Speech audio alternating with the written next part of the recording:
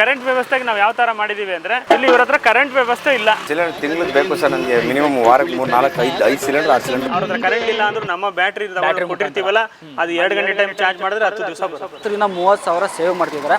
ಇದು ಸಾಂಬಾರು ರೈಸು ಬಾತ್ ಗೀತ್ಗೆಲ್ಲ ಇದೇ ಯೂಸ್ ಮಾಡ್ತಾ ಇದೀನಿ ಸರ್. ಎಲ್ಲ ತರ ಕಮರ್ಷಿಯಲ್ ಅವರು ಯೂಸ್ ಮಾಡಿದ್ರೆ ಬಹಳ ಅನುಕೂಲ ಆಗುತ್ತೆ ಸರ್. ಆಲ್ ಓವರ್ ಕರ್ನಾಟಕಕ್ಕೆ ಫಸ್ಟೇ ಪರಿಚಯ ಮಾಡ್ಕೊಟ್ಟಿದೆ ನಾವೇ ಸೂರ್ಯ ಸೌದೆ ಒಲೆ ಸರ್. ಇದರಲ್ಲಿ 5 ಇದೆ, 1, 2, 3, 4, 5 ಕಾನ್ಸೆಪ್ಟ್ ಇದೆ. ಅಡಿಗೆ ಮಾಡುವಾಗ ಒಲೆಗೆ 4 ಕಲ್ಲು ಇಟ್ಬಿಟ್ಟು ಮಾಡ್ತಾ ಇದ್ರು. ನಾವು ಹೊಗೆ ಬರ್ದೇ ಇರಂಗೆ ಒಂದು ಫ್ಯಾನ್ ಬ್ಲೋವರ್ ಇಟ್ಬಿಟ್ಟು ತಂದ್ಬಿಟ್ಟಿದೀವಿ. 2,800 ರೂಪಾಯಿ ಆಗುತ್ತೆ. ಇಲ್ಲಿ 0, ಇಲ್ಲಿ 1, 2, 3 ಕವರ್ಡ್ ಬ್ಯಾಟ್ರಿ ನೋಡಿರಿ. ನೀವು ಇಲ್ಲಿಂದ ಕನೆಕ್ಷನ್ ಕೊಟ್ಟಿದೀವಿ.